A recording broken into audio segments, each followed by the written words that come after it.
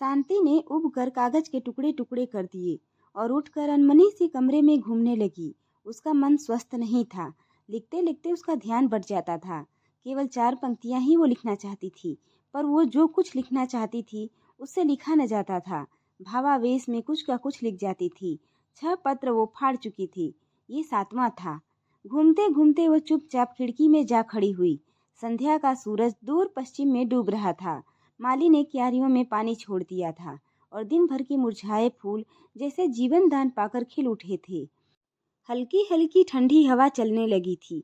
शांति ने दूर सूरज की ओर निगाह दौड़ाई। पीली पीली सुनहरी किरणें जैसे डूबने से पहले उन छोटे छोटे बच्चों के खेल में जी भर हिस्सा ले लेना चाहती थी, जो सामने के मैदान की हरी भरी घास पर उन्मुक्त खेल रहे थे। सड़क पर 2 कमीनी युवतियां हंसती चुहले करती उछलती कूदती चली जा रही थीं। शांति ने एक दीर्घ निश्वास छोड़ा और मुड़कर उसने अपने इर्द गिर्द एक थकी हुई निगाह दौड़ाई। छत पर बड़ा पंखा धीमी आवाज से अनवरत चल रहा था। दरवाजों पर भारी पर्दे हिल रहे थे और भारी कोच और उन पर रखे हुए रेशमी गद्दे, गलीचे और दरमियान में रखे हुए छोटे छोटे अटखोने मेज और उन पर पीतल के नन्हे नन्हे हाथी और फूलदान। उसने अपने आप को उस पक्षी सा महसूस किया जो विशाल स्वच्छंद आकाश के नीचे खुली स्वतंत्र हवा में आम की डाली से बंधे हुए पिंजरे में लटक रहा हो।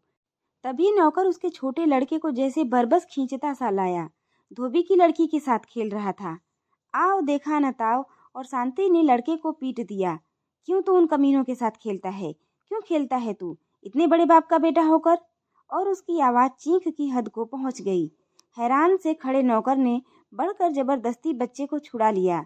शांति जाकर धम्म से कोच में धंस गई और उसकी आंखों से अनायास ही आंसू बह निकले।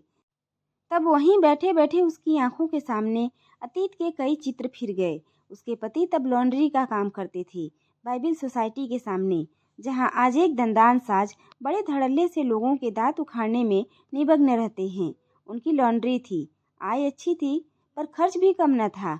35 रुपया तो दुकान का किराया ही देना पड़ता था, और फिर कपड़े धोने और इस्त्री करने के लिए जो तबेला ले रखा था उसका किराया अलग था। इसके अतिरिक्त धोबियों को वेतन, कोयले, मसाला और 100 दूसरे पचड़े। इस सब खर्च की व्यवस्था के बाद जो थोड़ा बहुत बचता था उसे बड़ी कठिनाई के साथ घर का खर्च चलता था। और घर उन्होंने दुकान के पीछे ही महीलाल स्ट्रीट में ले रखा था।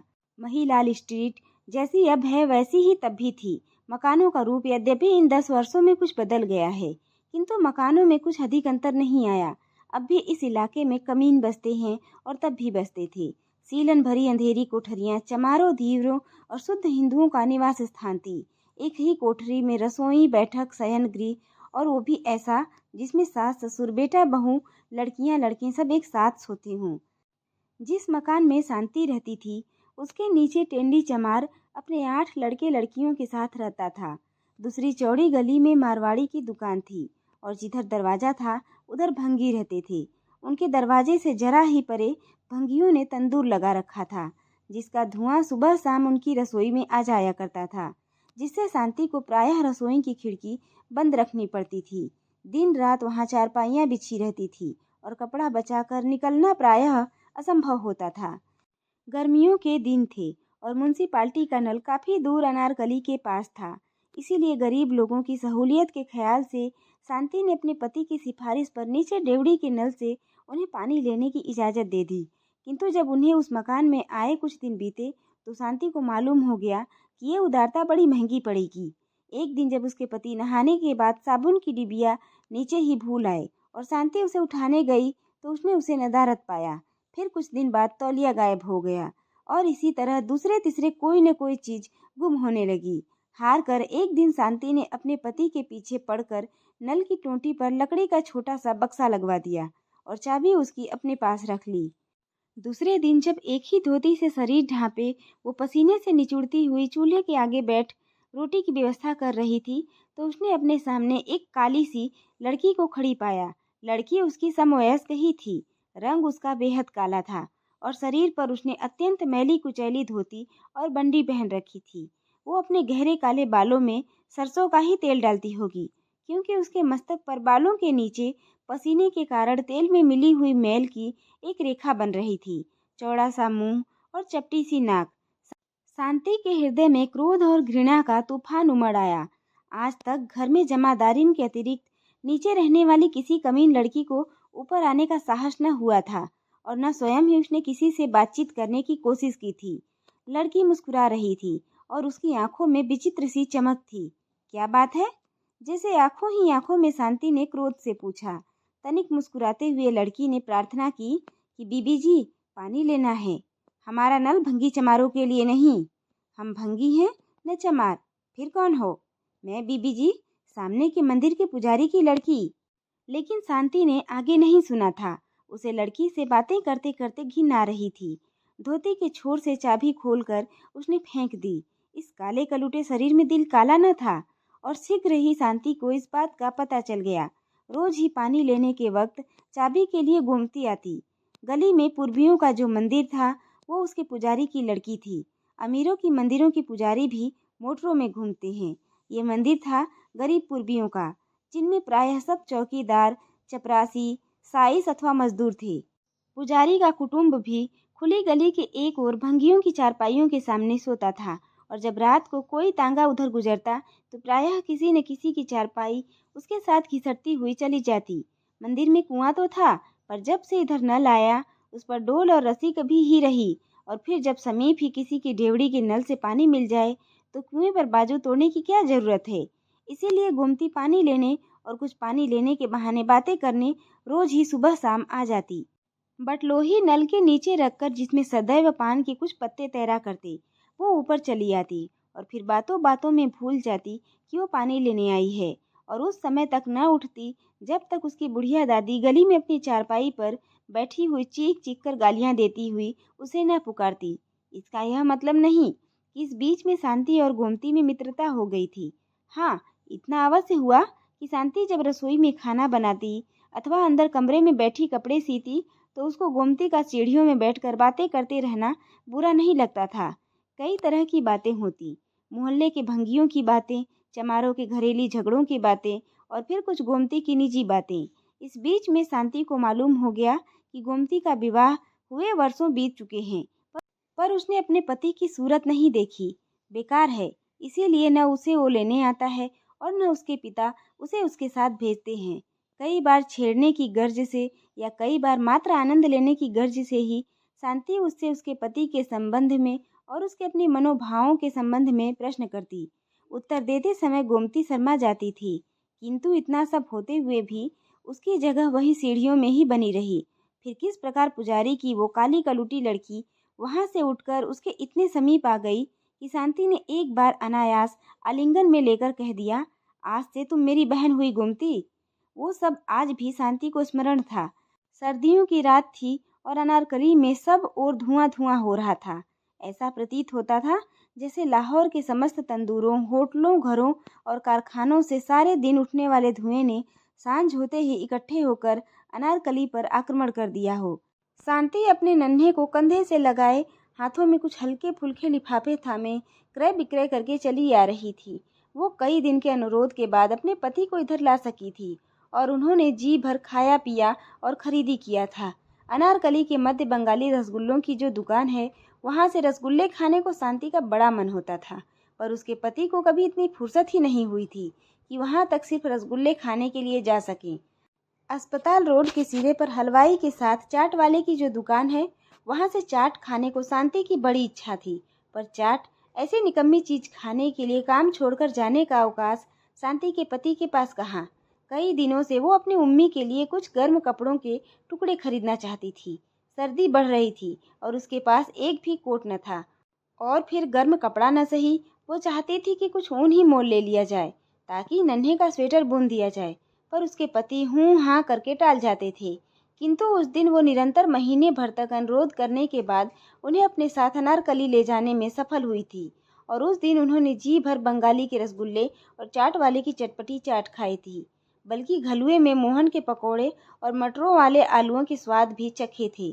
फिर उम्मी के लिए कपड़ा भी खरीदा था और ऊन भी मोल ली थी, और 2 आने दर्जन ब्लेडों वाली गुड वोग की डिबिया तथा एक कोलगेट साबुन की 2 आने वाली टिकिया उसके पति ने भी खरीदी थी।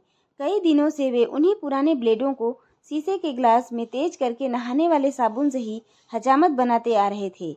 और उस दिन शांति ने ये सब खरीदने के लिए उन्हें विवश कर दिया था और दोनों जने यह सब खरीद कर खर्च करने के आनंद की अनुभूति से पुलकित चले आ रहे थे। दिसंबर का महीना था और सूखा जाड़ा पड़ रहा था।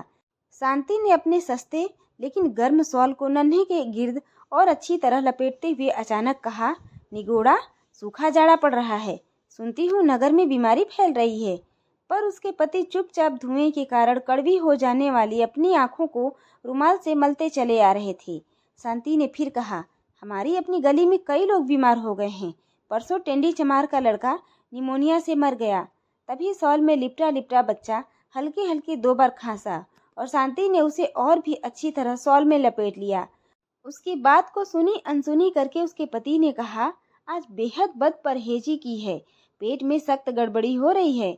घर आकर शांति ने जब लड़के को चारपाई पर लिटाया और मस्तक पर हाथ फेरते हुए उसके बालों को पिछली तरफ किया तो वो चौंक कर पीछे हटी। उसने डरी हुई निगाहों से अपने पति की ओर देखा। वे सिर को हाथों में दबाए नाली पर बैठे थे। उम्मी का माथा तो तवे की तरह तप रहा है। उसने बड़ी कठिनाई से गले को अचानक अवरुद्ध कर देने वाली किसी चीज को बरबस रोक कर कहा, लेकिन उसके पति को उल्टी हो रही थी। शांति का कंठ अवरुद्ध सा होने लगा था और उसकी आंखें भर सी आई थी। पर अपने पति को उल्टी करते देख बच्चे का ख्याल छोड़ वो उनकी ओर भागी। पानी लाकर उनको कुल्ला कराया। निढाल से होकर वो चारपाई पर पड़ गए, पर कुछ ही क्षण बाद उन्हें फिर से उल्टी हुई। शांति के हाथ पांव फूलने लगे। घर में वो अकेली थी। सास या उसकी माँ कोई भी उसके पास नहीं था। कोई दूसरा नाता रिश्ता भी समीप नहीं और नौकर रखने की गुंजाइश ही कभी नहीं निकली। वो कुछ क्षण के लिए घबरा गई। एक उड़ी उड़ी सी दृष्टि उसने अपने ज्वर से तपते हुए बच्चे और बदहजमी से निढाल पति पर डाली। अचानक उसे गोमती का ख्याल आया। शांति अकेली कभी गली में नहीं उतरी थी, पर सब संकोच छोड़ वो भागी भागी नीचे गई। अपनी कोठरी के बाहर गली की ओर मात्र ईंटों के छोटे से पर्दे की ओट से बने हुए रसोई घर में बैठी गोमती रोटी बेल रही थी और चूल्हे की आग से उसका काला मुख चमक रहा था। शांति ने देखा उसका बड़ा भाई अभी खाना खाकर उठा है। तब आगे बढ़कर उसने इशारे से गोमती को बुलाया। तवे को नीचे उतार और लकड़ी को बाहर खींचकर गोमती उसी तरह भागी आई। तब विनीत भाव से संक्षेप में शांति ने अपने पति तथा बच्चे की हालत का उल्लेख किया और फिर प्रार्थना की कि वो अपने भाई से कहकर तत्काल किसी डॉक्टर को बुला दे। उनकी लॉन्ड्री के साथ ही जिस डॉक्टर की दुकान है वो सुना है पास ही लाजपति रोड पर रहता है। यदि वो आ जाए तो बहुत ही अच्छा हो।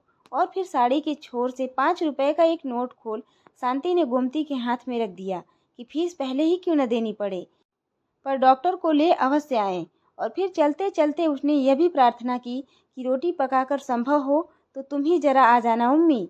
शांति का गला भर आया था। गोमती ने कहा था, आप घबराएं नहीं, मैं अभी भाई को भेज देती हूँ। और मैं भी अभी आई। और यह कहकर वो भागती सी चली गई थी। शांति वापस मुड़ी तो सीढ़ियाँ चढ़ते चढ़ते उसने महसूस किया कि शंका और भय से उसके पांव कांप रहे हैं और उसका दिल धक धक कर रहा है।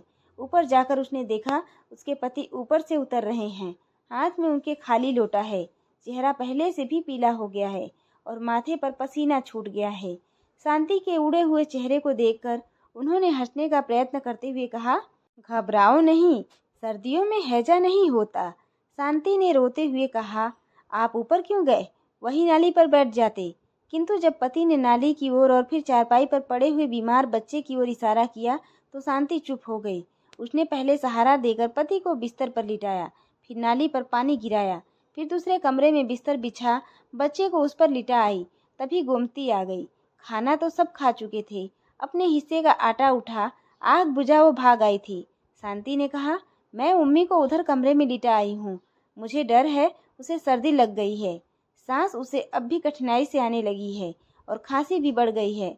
निचली कोठरी में पड़े हुए पुराने लिहाफ से कपड़े ले लो और अंगीठी में कोयले डाल उसकी छाती पर जरा उसे सेंक दो। इनके पेट में गड़बड़ है। मैं इधर इसका कुछ उपचार करती हूँ। कुछ नहीं तो गर्म पानी करके बोतल ही फेरती हूँ। गोमती ने कहा, इन्हें बीबी जी कोई हाजमे की चीज़ दो। हमारे घर तुम्मे की अजवाइन है, मैं उसमें से कुछ लेती आई हूँ। जब तक डॉक्टर आए उसे ही जरा गर्म पानी से इन्हें दे दो। बिना किसी तरह की हिचकिचाहट के शांति ने मैली सी पुड़िया में बंधी काली सी अजवाइन ले ली थी और गोमती अंगीठी में कोयले डाल नीचे कपड़े लेने भाग गई थी। बाहर शाम बढ़ चली थी। वहीं कमरे के अंधेरे में बैठे बैठे शांति की आंखों के आगे चिंता और फिक्र के वे सब दिन रात फिर गए। उनके पति को हैजा तो न था, किंतु गैस्ट्रोएंटेराइटिस तीव्र किस्म का था।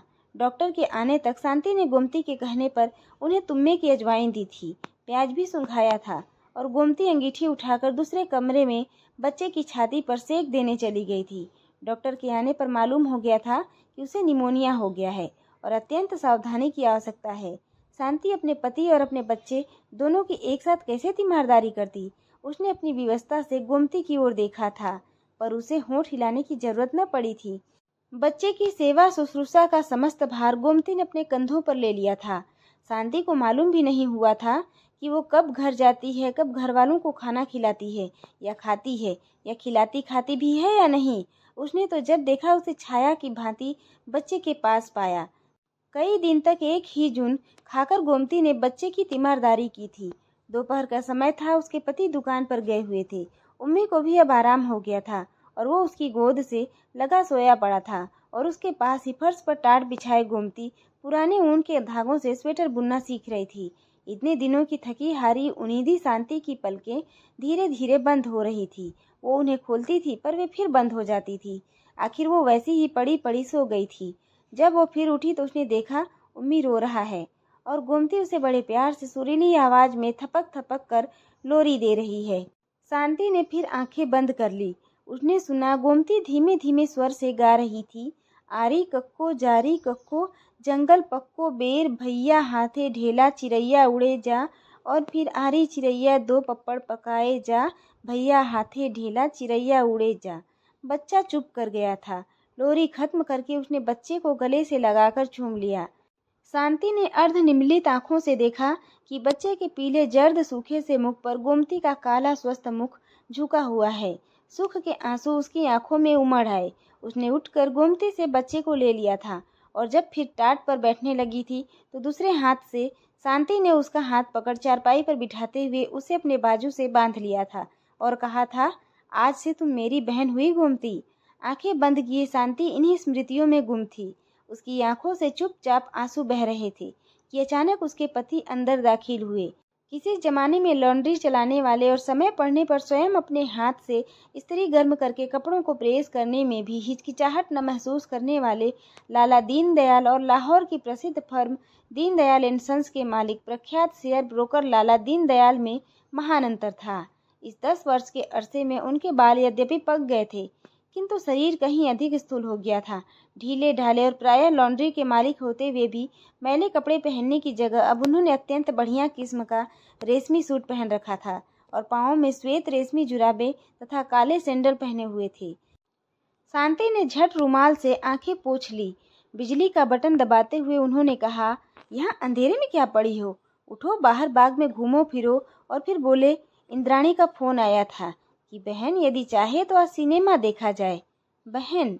दिल ही दिल में विषाद से शांति मुस्कुराई और उसके सामने एक और काली कलुटी सी लड़की का चित्र खिंच गया जिसे कभी उसने बहन कहा था, किंतु प्रकट उसने सिर्फ इतना कहा, मेरी तबीयत ठीक नहीं।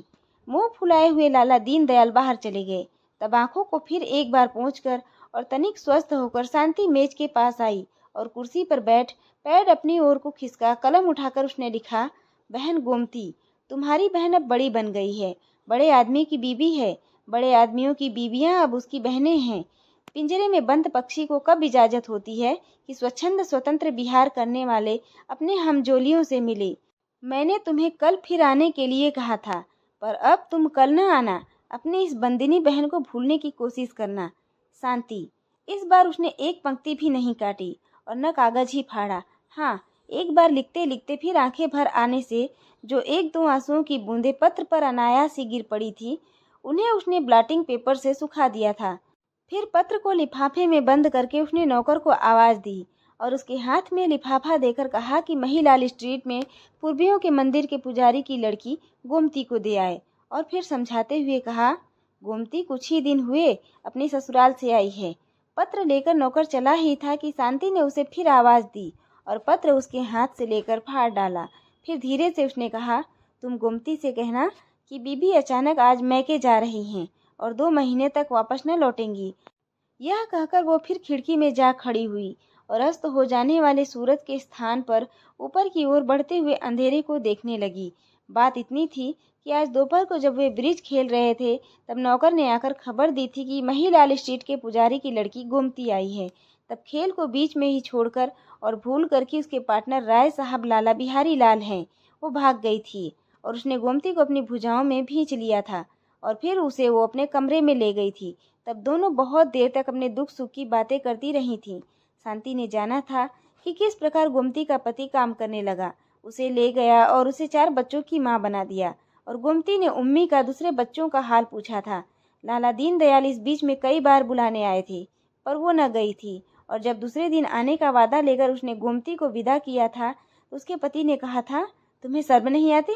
उस उजड़ और गंवार औरत को लेकर तुम बैठी रहे, तुम्हें मेरी इज्जत का जरा भी ख्याल नहीं? उसे बगल में लिए उन सबके सामने से गुजर गई।